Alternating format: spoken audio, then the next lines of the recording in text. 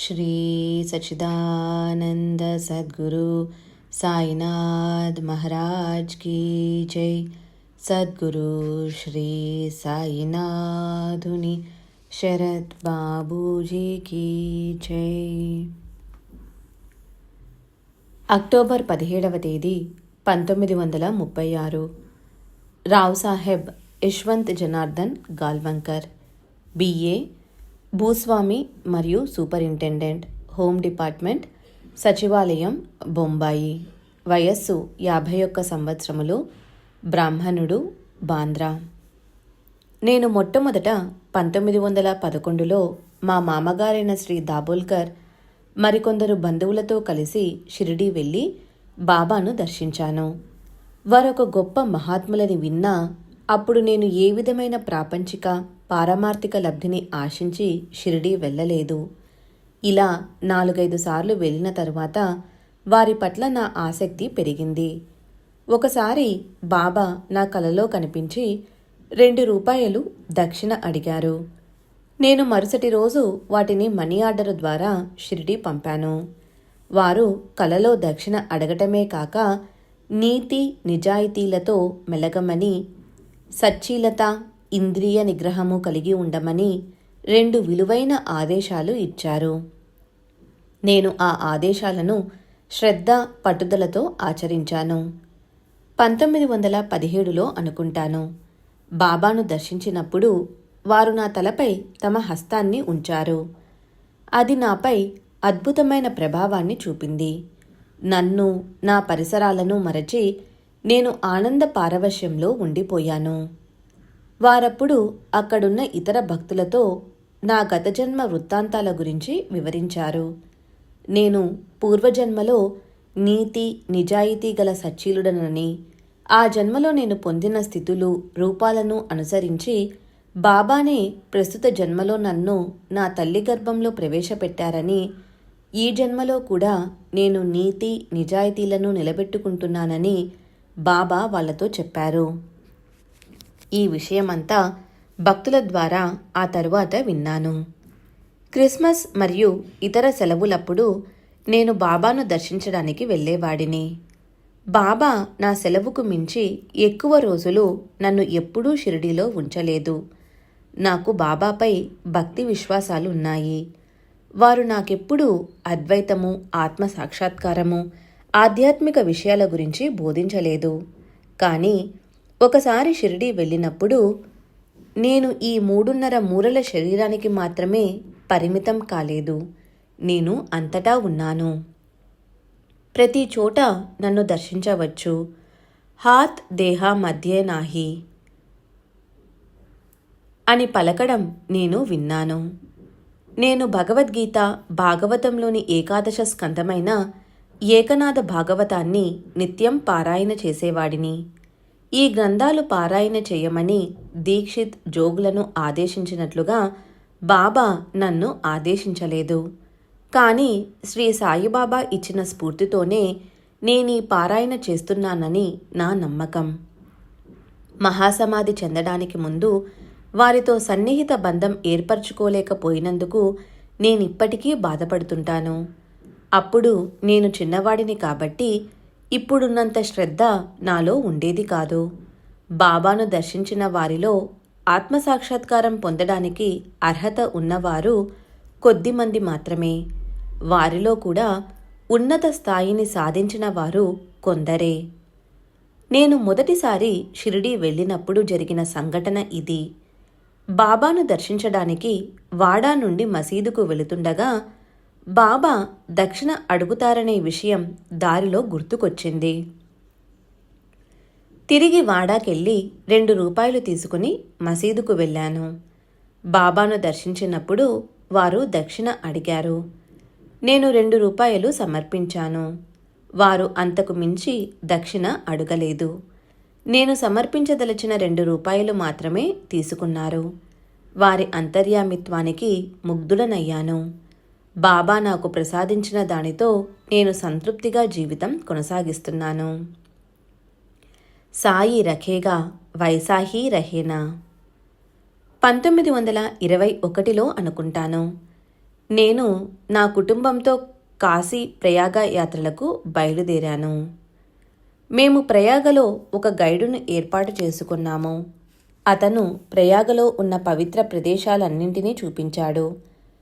మేము భరద్వాజ ఆశ్రమంలో ఉన్నప్పుడు అక్కడి వాతావరణం నన్నెంతో ప్రభావితం చేసింది. మాకెవరైనా సత్పురుషుని దర్శనం లభించేటట్లు చేయమని బాబాను ప్రార్థించాను. మహాత్ములెవరైనా అక్కడ ఉంటే వారి దగ్గరకు తీసుకెళ్లమని గైడుతో చెప్పాను. మేము భరద్వాజాశ్రమం విడిచిన 4-5 నిమిషాలకు మా గైడు టాంగాను ఒకచోట ఆపి అక్కడున్న గొప్ప మహాత్ముణ్ణి చూపించాడు. వారి గడ్డం ఛాతి క్రింది వరకు పెరిగి ఉంది.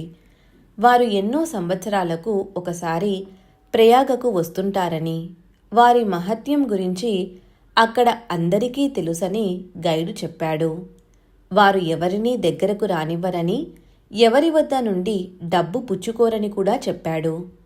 బాబాను ప్రార్థించిన కొద్ది నిమిషాలకే ఈ మహాత్ముడు కనపడినందువల్ల నా హృదయం ఉప్పొంగింది. గైడు వెళ్ళవద్దని చెబుతున్నా నేను వారిని సమీపించి నమస్కరించాను. వారు కోపగించుకోకుండా ఆశీర్వాదపూర్వకంగా చేతులు పైకెత్తి రా బిడ్డా అంటూ ఆహ్వానించారు. గైడు వారిస్తున్నా వినకుండా నా భార్య, తల్లి, మిగిలిన వారందరూ కూడా వచ్చి వారికి నమస్కరించి ఆశీస్సులు అందుకున్నారు. ఆ మహాత్మునికి సమర్పించడానికి నా దగ్గర పూలు, పండ్లు, తినుబండారాలేవీ లేవు. అందువల్ల నా దగ్గరున్న 3 అణాలు వారికి దక్షిణగా సమర్పించాను. దక్షిణ స్వీకరించడం వారి పద్ధతికి వ్యతిరేకమైనప్పటికీ నేనిచ్చిన నాణాలను ప్రసన్నంగా చూసి జోబిలో వేసుకున్నారు. ఇదంతా చూస్తున్న గైడు ఆశ్చర్యపోయాడు. బాబానే ఆ విధంగా ఆదరించి దక్షిణ స్వీకరించారని నేను భావించాను. బాబా నాకు దివ్యానుభూతిని అనుగ్రహించినప్పటి నుండి నా దృష్టి ఆధ్యాత్మిక చింతన వైపు మళ్ళింది. 1932లో నాకు ఒక కల వచ్చింది. కలలో బాబా కనిపించి నీకేం కావాలి అని అడిగారు. నాకు ప్రేమ కావాలని, ప్రేమ తప్ప మరేదీ వద్దని చెప్పాను. బాబా ప్రేమను అనుగ్రహించి అదృశ్యమయ్యారు. అప్పటి నుండి నేను ధ్యానంలో ఉన్నప్పుడు, పారాయణ చేస్తున్నప్పుడు ప్రేమవాహిని నాలో పరవళ్లు తొక్కేది. నవంబరు 5వ తేదీ 1936 షిరిడీ. అబ్దుల్లా జాన్. స్వస్థలం టార్బెల్లా, పేషావర్ సమీపంలో ఉన్న హజారా జిల్లా. వయస్సు 40 సంవత్సరములు. మహమ్మదీయ పఠాన్, కొరాలే, సాకూరి దగ్గర. నేను బాల్యంలోనే నా స్వస్థలమైన టార్బెల్లాను విడిచిపెట్టాను. నాకు సహాయం చేసేవారు ఎవ్వరూ లేరు. మొదటి నుండి నాకు మక్కా దర్శించాలనే కోరిక ఉండేది. అందువలన నేను దక్షిణ దిశగా బయలుదేరి మన్మాడు వరకు ప్రయాణించాను. అక్కడ ఒకతను నన్ను బొంబాయి వెళ్ళమని, అక్కడ నుండి మక్కాకు సులభంగా వెళ్ళవచ్చని చెప్పాడు. 1913లో నేను మన్మాడుకు వెళ్తూ హరిపూర్లో ఉన్నప్పుడు షిరిడీలోని సాయిబాబా గొప్ప మహాత్ములని, వారు ఫకీర్లకు ధారాళంగా డబ్బు ఇస్తారని, నేను కోరుకుంటున్నట్లు నన్ను మక్కాకు పంపిస్తారని ఎవరో చెప్పారు. అందువలన నేను షిరిడీ వెళ్ళాను. నేను మసీదు ద్వారం వద్ద ఉన్నప్పుడు వారు మసీదులో నుండి నన్ను చూశారు. నేను వారి వంక చూశాను. ప్రథమ దర్శనంలోనే వారే నా గురువని భావించి షిరిడీలోనే ఉండిపోయాను. వారు నాకు, ఇతర ఫకీర్లకు సమృద్ధిగా భోజనం పెడుతుండడంతో సులభంగా జీవనం గడిచిపోతుందని భావించి నేను బాబాతో ఉండిపోవాలని నిర్ణయించుకున్నాను. ఇదంతా 1913లో జరిగింది. నేను అప్పటికి చిన్నవాడినైనందువల్ల జీవితం పట్ల సరైన అవగాహన ఉండేది కాదు.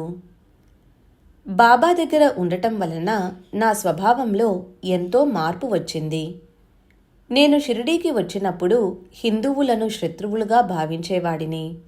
బాబాతో 3 సంవత్సరాలు కలిసి ఉండడం వలన క్రమంగా నాలో ఆ భావం తొలగిపోయి హిందువులను నా సోదరులుగా భావించడం మొదలుపెట్టాను.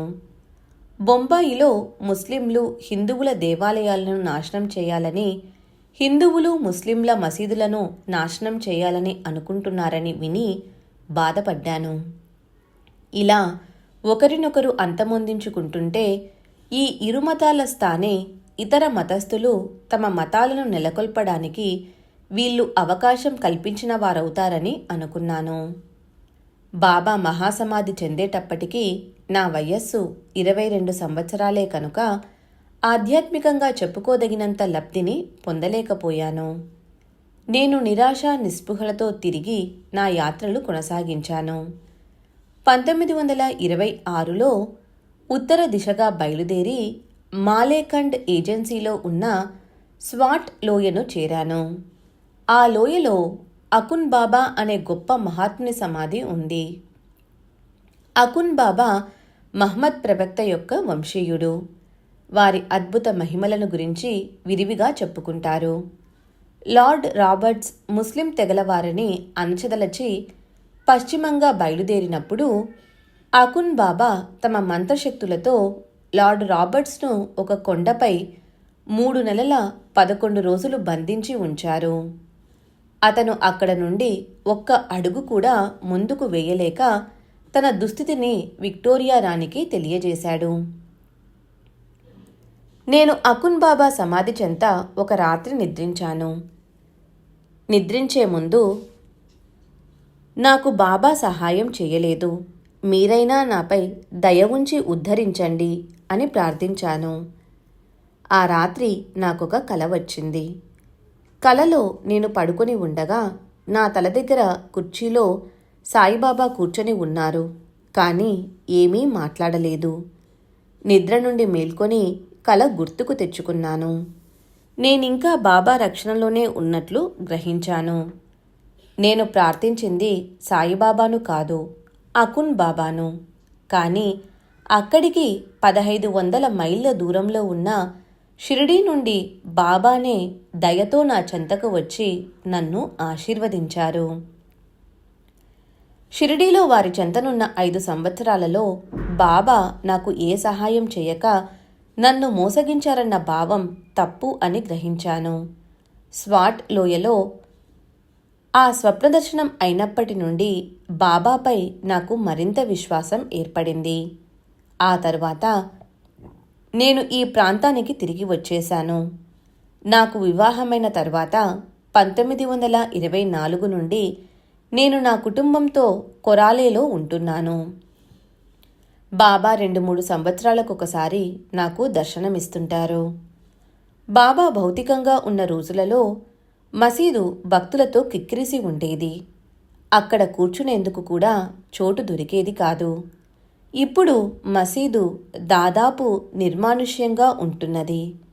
బాబా వైభవమే అంత తక్కువ కాలంలో అంతరించిపోతే ఇక నాలాంటి అల్పప్రాణుల పరిస్థితి ఏమిటి? బాబా చెంత రోహిల్లాలు ఉన్నట్లు నేనెప్పుడూ చూడలేదు, వినలేదు కూడా. కానీ మతమౌఢ్యం గల పఠాన్లు వారి వద్దకు వచ్చారని తెలుసు. రామచంద్ర ఆత్మారం తర్కడ్ నాతో చెప్పిన ఒక సంఘటన గూర్చి వివరిస్తాను. ఒక రాత్రి తర్కడ్ బాబాతో చావడిలో నిద్రిస్తున్నాడు. కాందహార్ నుండి వచ్చిన మీర్ జమాన్ అనే అతను కూడా అక్కడ ఉన్నాడు.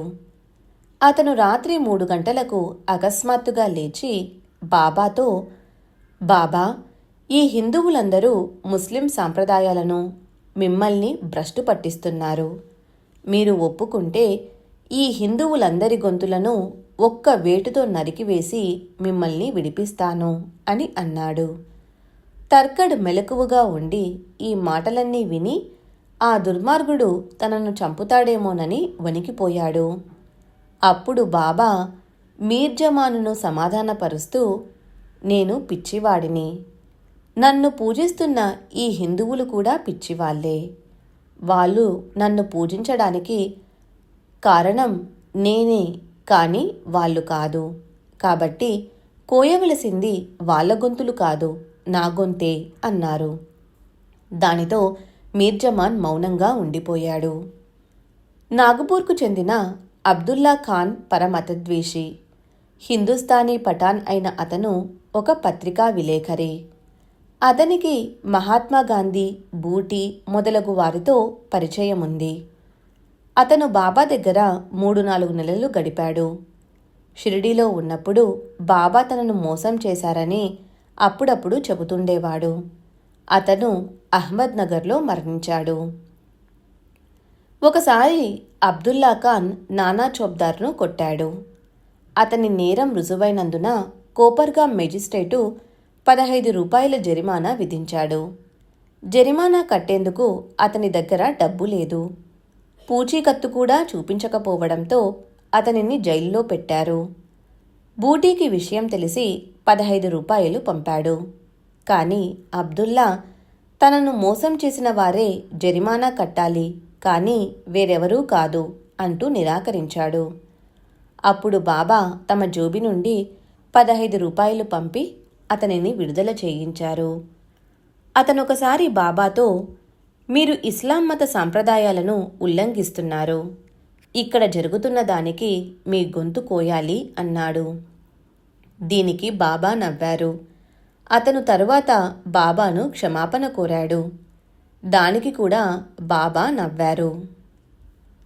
బాబా సశరీరులుగా ఉన్నప్పుడు ఒక భక్తుడు, బాబా, మీరు సమాధి చెందిన తరువాత మీ ప్రాభవం మీతోనే అంతరించిపోతుందేమో అనే సందేహం వ్యక్తం చేశాడు. అప్పుడు బాబా, సమాధి నుండే కర్రలతో కొడతాను అనడం నేను విన్నాను. అంటే తమ భౌతిక శరీరం లేనంత మాత్రాన తమ ప్రభావం, కర్తవ్య నిర్వహణ ఆగిపోదని అర్థం. అక్టోబర్ 20వ తేదీ 1936. Chakranarayana, police deputy superintendent. Reader, వయస్సు సుమారు 50 సంవత్సరములు, క్రైస్తవుడు, థానా.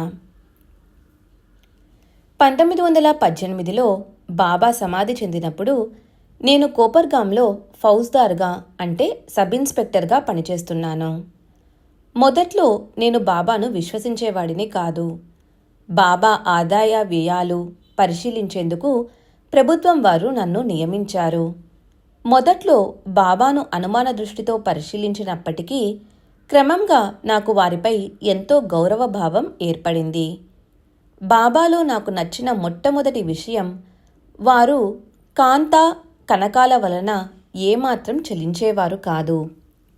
ఎందరో స్త్రీలు వచ్చి వాళ్ళ శిరస్సులను బాబా పాదాలపై ఉంచి నమస్కరించి వారి సన్నిధిలో కూర్చునేవారు. బాబా చలించేవారు కాదు. బాబా వాళ్ళ వంక ప్రశంసాపూర్వకంగా కానీ మొహముతో కానీ చూసేవారు కాదు. వారు బంధాలకు అతీతులు. ఇక డబ్బు విషయాలలో బాబాను క్షుణ్ణంగా పరిశీలించాము. వారికి డబ్బంటే గడ్డిపోచతో సమానం. భక్తులు స్వచ్ఛందంగా వారికి దక్షిణలు సమర్పించేవారు. దక్షిణ ఇవ్వని వారిని ద్వేషించడం, నిందించడం, నిరాదరించడం జరిగేది కాదు. భిక్ష విషయంలో కూడా అంతే. ఎవరేది పెట్టినా తీసుకొని అందరికీ పంచేవారు. దక్షిణల విషయాలలో కూడా ఇలాగే జరిగేది. బాబా తమకు వచ్చిన దక్షిణల మొత్తాన్ని భక్తులకు ధారాళంగా ఇచ్చేసేవారు. మరో అద్భుతమైన విషయమేమంటే, ఒక్కొక్క రోజు వారికి దక్షిణల రూపంలో వచ్చిన మొత్తం కంటే ఎక్కువ మొత్తం భక్తులకు పంచేవారు. అధికంగా పంచిన డబ్బు ఎక్కడ నుండి వచ్చేదో మాకు అర్థమయ్యేది కాదు. దీనిని బట్టి వారికి దివ్యశక్తులున్నట్లు గ్రహించాము. బాబా సమాధి చెందిన తరువాత వారి దగ్గరున్న డబ్బు మేం స్వాధీనం చేసుకున్నాం. అది కేవలం 16 రూపాయలు మాత్రమే. బాబా అన్ని మత సాంప్రదాయాలను గౌరవించేవారు. వారికి కుల, మత, వర్గ విచక్షణ గాని, పేద గొప్ప భేదం గాని లేదు. వారెవరినీ చులకనగా చూసేవారు కాదు. అందరూ వారికి సమానులే. నేను మొదట షిరిడీ వెళ్ళినప్పుడు ఒక భక్తుడు బాబాతో, ఈ ఫౌజ్దార్ క్రైస్తవుడు అని చెప్పాడు. అందుకు బాబా, అయితేనేం, అతను నా సోదరుడు అన్నారు. ఒకసారి ఒక పోలీసు అధికారి వచ్చి బాబాను దర్శించాడు. బాబా అతనిని దక్షిణ అడిగారు. అతను తన దగ్గర డబ్బు లేదని చెప్పాడు. బాబా, నీ పర్సు తెరచి చూడు, అందులో 50 రూపాయలు ఉన్నాయి అన్నారు. అతను పర్సు తీసి ఆ డబ్బును బాబాకు సమర్పించాడు. బాబా ఆ మొత్తంలో కొంత మాత్రమే తీసుకుని మిగతాది ఆ అధికారికి తిరిగి ఇస్తూ, ఈ డబ్బుని నీ దగ్గరే ఉంచుకో, దీని అవసరం నీకు త్వరలోనే వస్తుంది అన్నారు. అతను వెళ్ళిపోయాడు. తరువాత బాబా చెప్పినట్లు అతనికొక సమస్య ఎదురై అందులో నుండి బయటపడడానికి ఆ డబ్బును ఖర్చు పెట్టవలసి వచ్చింది. తరువాత అతను కృతజ్ఞతతో ఆ మొత్తాన్ని బాబాకు పంపాడు. బాబా మహాసమాధి చెందినప్పుడు జప్తు చేయబడిన వారి ఆస్తులకు సంబంధించిన వ్యవహారాలలో నేను సంస్థాన్కు సహాయపడ్డాను. బాబా ఆస్తుల పంపకం విషయంలో ప్రజాభిప్రాయాలను సేకరించాను. నేనిచ్చిన వివరాల ఆధారంగా మామ్లతదార్ మెజిస్ట్రేటు పంపకానికి సంబంధించిన ఉత్తర్వులు జారీ చేశాడు. దీనివలన సంస్థాన్కు ఎన్నో ఇబ్బందులు తప్పాయి. బాబా ఊది సర్వ రోగాలను నయం చేస్తుంది. సెప్టెంబర్ 26వ తేదీ 1936 బాంద్రా. జోసెఫ్ ఫౌజ్దార్, రిటైర్డ్, వయస్సు 46 సంవత్సరములు, క్రైస్తవుడు, టర్నర్ రోడ్, బాంద్రా. నేనెప్పుడూ షిరిడీ వెళ్ళలేదు. నా స్నేహితుల ద్వారా బాబాను గురించి విని వారి ఫోటో ఒకటి తెప్పించుకున్నాను. కానీ వారిని పూజించేవాడిని కాదు. అద్భుత శక్తులున్న మహాత్మునిగా భావించి గౌరవించేవాడిని. 1917లో గజానన్ నార్వేకర్ అనునతడు తీవ్ర జ్వరంతో బాధపడసాగాడు. అతని కుమారుడు 500 రూపాయలు తీసుకుని వెళ్ళి బాబాకు సమర్పించాడు. ఆ డబ్బు తీసుకోగానే బాబా జ్వరంతో వణకనారంభించారు. భక్తులు దానికి కారణం అడిగారు. అప్పుడు బాబా, మనం ఇతరులకేదైనా చేయదలిస్తే వారి బరువు బాధ్యతలను స్వీకరించాలి అన్నారు. ఆ తరువాత గజానన్ జ్వరం తగ్గిపోయింది. ఒకసారి నేను ఒక క్లిష్టమైన క్రిమినల్ కేసు పరిశోధించవలసి వచ్చింది. నేను సహాయం కోసం బాబాను ప్రార్థించాను. సాయిబాబా నా కలలో కనిపించి ఆ కేసులో ముందుకు వెళ్ళడానికి మార్గం చూపారు. వారు చెప్పినట్లు నడుచుకొని అందులో విజయం సాధించగలిగాను. 1916లో నేను 2 పఠాన్ గజదొంగలను పట్టుకోవలసి వచ్చింది.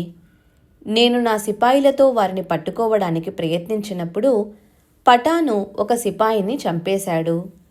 నేను గాయాలతో ఆసుపత్రి పాలయ్యాను. అలా జరుగుతుందని సాయిబాబా ముందు రోజు రాత్రి నా కలలో కనిపించి సూచించారు. ఆ దృశ్యంలో నన్ను 2 పట్టుకొని ఒక వివాహం జరుగుతున్న చోటికి ఈడ్చుకుంటూ తీసుకువెళ్లారు.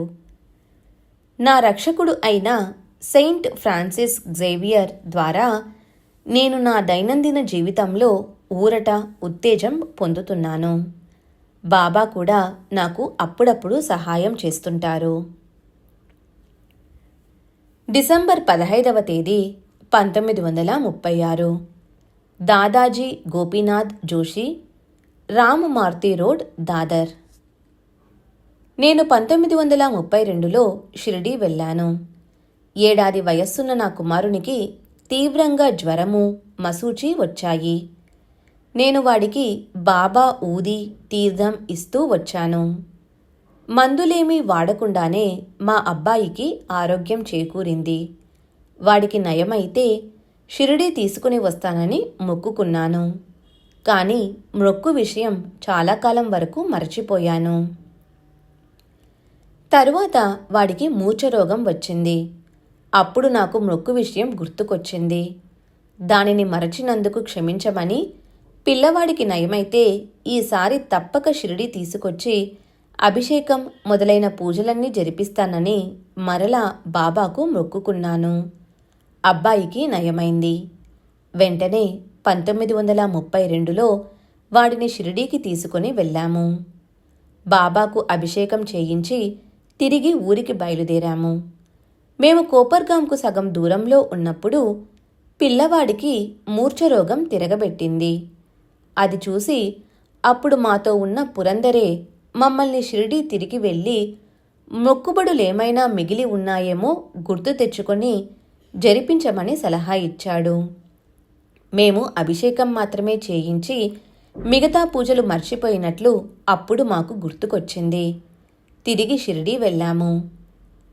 మూర్ఛ వల్ల సగం స్పృహ కోల్పోయిన పిల్లవాడు షిరిడీ చేరిన వెంటనే పూర్తి స్పృహలోకి వచ్చి బాబా సమాధిని ఎక్కి ఆడుకుంటూ కేరింతలు కొట్టసాగాడు.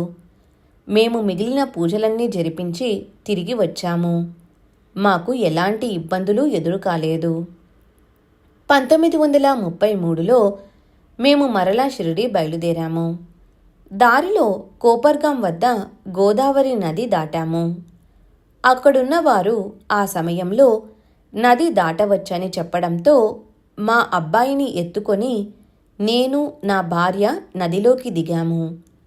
కానీ నది మధ్యలోనికి వెళ్ళేసరికి ప్రవాహ వేగం ఎక్కువగా ఉండి నాకు కళ్ళు తిరగసాగాయి. మేమిక కొట్టుకుని పోవడం ఖాయమనిపించింది. అప్పుడు నేను కళ్ళు మూసుకొని బాబాను ప్రార్థించాను. 5 నిమిషాలలో సాయి సంస్థాన్కు చెందిన బాలాగురువే వచ్చి నది మధ్యలో ఉన్న మమ్మల్ని పట్టుకొని క్షేమంగా ఒడ్డుకు చేర్చాడు. నా కుమారుని పుట్టి వెంట్రుకలు కాశీలో తీయించాలని తలపెట్టాము. అదే సమయంలో షిరిడీలో బాబాకు అభిషేకం చేయించదలచాము. 2 కార్యక్రమాలు ఒకేసారి జరగాలని మా అభిప్రాయం. కానీ షిరిడీలో ఉన్న నాను పూజారికి బాబాకు అభిషేకం చేయమని సందేశం పంపడం మరచిపోయాం. మేము కాశీలో కార్యక్రమం పూర్తి చేసుకుని గయకు వెళ్ళాం. గయావాలా ఇంట్లో దిగాం. అక్కడ మా అబ్బాయికి మరలా మూర్ఛ వచ్చింది. అప్పుడు మాకు షిరిడీలో అభిషేకం జరిపించలేదనే విషయం గుర్తుకొచ్చింది. వెంటనే మేము మరచిన మొక్కు చెల్లించేందుకు 1 మరచిపోయినందుకు ప్రాయశ్చిత్తంగా మరొకటి మొత్తం 2 అభిషేకాలు జరిపించమని నాను పూజారికి సందేశం పంపించాము. ఆ తరువాత పిల్లవాడు కోలుకున్నాడు. మా తదుపరి ప్రయాణం క్షేమంగా సాగింది. 1934లో నా కుమారుడు జ్వరంతో బాధపడసాగాడు. ఇది ఎలాంటి జ్వరమో ఎవరూ కనిపెట్టలేకపోయారు. నేను బాబా ఊదీ తీర్థం ఇచ్చాను. పిల్లవాడికి జ్వరం తగ్గిపోయింది. 1935లో వాడి కాలి బొటనవేలు విపరీతంగా వాచింది.